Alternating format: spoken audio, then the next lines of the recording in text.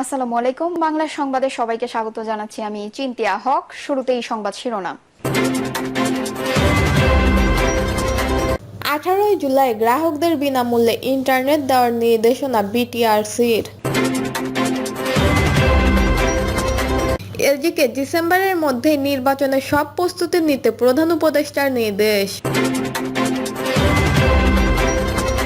জানাবো কিছু সিনিয়র নেতার বেইমানির কারণেই জাতীয় পার্টি 7বার ভেঙেছে বলছেন নতুন মহাসচিব শামীম হায়দার। ফেনীতে বন্যা নিয়ন্ত্রণ বাঁধে 10টি ভাঙন, লোকালয়ে ঢুকছে পানি। এবং সর্বশেষ জানাবো যারা চাঁদাবাজ ও দুর্নীতিবাজের পক্ষে তাদের বয়কট করুন বলছেন নাহিদ ইসলাম। শুনছিলেন সংবাদ শিরোনাম, এবারে বিস্তারিত। 18 জুলাই গ্রাহকদের বিনামূল্যে ইন্টারনেট দেওয়ার নির্দেশনা বিটিআরসির।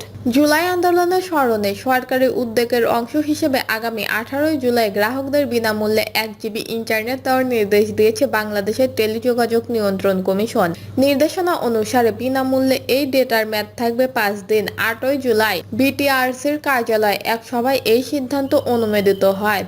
জনসাধারণের আকাঙ্ক্ষার প্রতিফলন করতে এবং ডিজিটাল স্বাধীন প্রচারের জন্য ডাক ও টেলিযোগাযোগের মন্ত্রণালয়ের নির্দেশনায় এই পদক্ষেপ নেওয়া হয়েছে। মোবাইল ফোন অপারেটরের এসএমএস এর মাধ্যমে এই বিষয়ে গ্রাহকদের আগাম জানানোর নির্দেশও দেওয়া হয়েছে।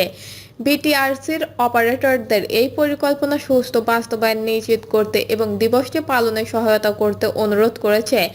বাংলালিংকের চিফ কোঅপারেটর অ্যাট রেগুলেটরি অ্যাফেয়ার্সের কর্মকর্তা তৈমুর রহমান বলেছেন, আমরা জুলাইয়ের চেতনা বিশেষ করে ইন্টারনেট অ্যাক্সেসের ক্ষেত্রে সুউন্নয়ন রাখার আগ্রহী। এখন আমরা চিঠিটি পর্যালোচনা করব এবং সেই অনুযায়ী সিদ্ধান্ত নেব। অন্য একটি মোবাইলের অপারেটর একজন কর্মকর্তা বলেছেন, টেলিকম কোম্পানিগুলোকে গ্রাহকদের দেওয়া সব ডেটার উপর ট্যাক্স দিতে হবে। সরকারের উচিত বিনামূল্যের ডেটা করমুক্ত হবে কিনা এই বিষয়টি স্পষ্ট করা। গত বছরের 18 জুলাই কোটা সংস্কার আন্দোলনকারীদের ওপর দমন পীড়নের সময় শেখ হাসিনার নেতৃত্বাধীন সরকার দেশ জুড়ে ইন্টারনেট ব্যাকআউট করে দেয়।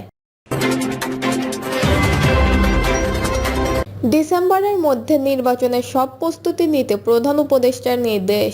আগামী ডিসেম্বরের মধ্যে জাতীয় নির্বাচনের সব প্রস্তুতি নিতে স্বরাষ্ট্র মন্ত্রণালয়কে নির্দেশ দিয়েছে প্রধান উপদেষ্টা অধ্যাপক ডক্টর মোহাম্মদ ইউনূস। স্পেস সচিব বলেন, ডিসেম্বরের মধ্যে নির্বাচনের সব প্রস্তুতি শেষ করতে বলেছেন প্রধান উপদেষ্টা। সংস্কার সহ সব প্রস্তুতি শেষ হলে রোজার আগেই নির্বাচন হতে পারে বলেও জানান তিনি বলেন, প্রায় 2 ঘণ্টা ব্যাপী বৈঠকে নির্বাচন সংক্রান্ত আইন শৃঙ্খলা নিয়ে রিভিউ করা হয়েছে। এর মধ্যে অনেকগুলো গুরুত্বপূর্ণ নির্দেশনাও দিয়েছে প্রধান উপদেষ্টা। প্রথম নির্দেশনা হলো, নির্বাচনকে ঘিরে আইন শৃঙ্খলা বিষয়ক যত প্রস্তুতি আছে ডিসেম্বরের মধ্যে সব প্রস্তুতি নিতে বলেছেন। ডিসেম্বরের মধ্যে সব প্রস্তুতি শেষ করতে বলেছেন। এই প্রস্তুতির মধ্যে অনেকগুলো বিষয় আছে, যেমন আইন শৃঙ্খলা বাহিনীতে 17,000 নতুন সদস্য নিয়োগ করা হবে। এর মধ্যে আছে পুলিশ, বিজিপি। নির্বাচনকে সামনে রেখে এটির নিয়োগ দেওয়া হবে। তাদের নিয়োগ এবং প্রশিক্ষণে যাতে এই সময়ের মধ্যে শেষ হওয়া যায় সেই বিষয়ে উনি নির্দেশ দেন। সুষ্ঠু নির্বাচনের জন্য আইন শৃঙ্খলা রক্ষা বাহিনীর সব সদস্যকে আগামী ডিসেম্বরের মধ্যে প্রশিক্ষণ সম্পূর্ণ করতে হবে জানিয়ে তিনি আরও জানান, নির্বাচনের সময় 18 ও 32 বছর বয়সী ভোটারদের আলাদা বুথ রাখা যায় কিনা সে বিষয়ে নিয়েও আলোচনা হয়েছে। কিছু সিনিয়র নেতার বেইমানির কারণেই জাতীয় পার্টি 7বার ভেঙেছে বলছেন নতুন মহাসচিব শামীম হায়দার।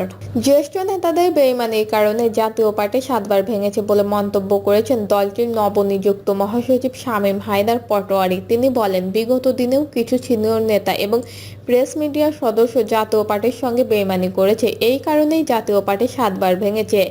কিন্তু জাতীয় পার্টির তৃণমূল নেতাকর্মীরা সব সময় পার্টির সঙ্গে ছিল। তৃণমূলের নেতাকর্মীরা কখনোই জাতীয় পার্টির মূল স্রোতের বাইরে যায়নি। এই প্রসঙ্গে শামীম হায়দার পটোয়ারি গত 25শে জুন দলের জেলা ও মহানগর কমিটির সদস্য সচিব ও সাধারণ সম্পাদকের সভায় কথা উল্লেখ করেন। ওই সভায় এই নেতার দলের 3 কো-চেয়ারম্যান আনিসুল ইসলাম মাহমুদ, এবিএম রুহুল আমিন হাওলাদার ও মহাসচিব মোহাম্মদ মুজিবুল হক চুন্নুর বিরুদ্ধে দলীয় শৃঙ্খলা ভঙ্গের অভিযোগ এনে তাদের বিরুদ্ধে শাস্তিমূলক ব্যবস্থা গ্রহণের দাবি জানান বলে জাতীয় পার্টির এক বিজ্ঞপ্তিতে বলা হয়। এই বিষয়ে শামীম হায়দার পাটোয়ারী আজও বলেন, গত 25শে জুন জাতীয় পার্টির নেতাকর্মীরা ঢাকায় এসে দলের চেয়ারম্যান গোলাম মোহাম্মদ কাদেরের প্রতি অকুণ্ঠ সমর্থন প্রকাশ করেন। সেই দিন জাতীয় পার্টি আগামী দিনের পথ চলা ফয়সলা হয়ে গেছে। জাতীয় পার্টির চেয়ারম্যানের সততা ও স্বচ্ছতা জাজল্যমান মন্তব্য করে শামীম হায়দার পাটোয়ারী বলেন, তিনি 5 বছর গুরুত্বপূর্ণ দুটি মন্ত্রণালয়ের মন্ত্রী ছিলেন। তার বিরুদ্ধে কেউ একটি দুর্নীতির অভিযোগ করতে পারেননি। বিগত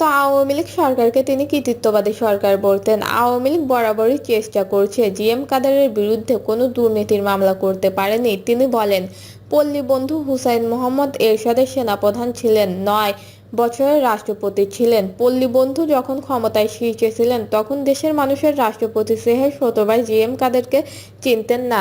তিনি নিজ যোগ্যতা বলে বড় বড় পদে চাকরি করেছেন, কখনো দুর্নীতি তাকে স্পর্শ করতে পারেনি। যতবারই জিএম কাদেরের বিরুদ্ধে ষড়যন্ত্র হয়েছে ততবারই তিনি সততার শক্তিতে তিনি ঘুরিয়ে দাঁড়িয়েছেন। গঠনতন্ত্রের ক্ষমতা বলে জিএম কাদের গত সোমবার আনিসুল ইসলাম মাহমুদ, রুহুল আমিন হাওলাদার ও মহাসচিব মোহাম্মদ মুজিবুল হকের প্রাথমিক সদস্য সহ সব পদ পদবি থেকে অব্যাহতি দেন। এই প্রক্রিয়ায় গতকাল মঙ্গলবার এই 3 নেতা সহ জাতীয় পার্টির 16 জন সাবেক প্রেস মিডিয়ার সদস্য সংবাদ সম্মেলন করেন। এর উল্লেখ করে শামীম হায়দার পাটোয়ারী বলেন, গতকাল একটি সংবাদ সম্মেলনে বলা হয়েছে, কাউন্সিলে হেরে যাওয়ার ভয়ে নাকি জিএম কাদের কাউন্সিল করছেন না। কাউন্সিলে কারা থাকবেন? তৃণমূলের নেতাকর্মীরাই তো থাকবেন। তৃণমূলের নেতাকর্মীরা ঐক্যবদ্ধভাবে জিএম কাদেরের পাশে থাকবেন।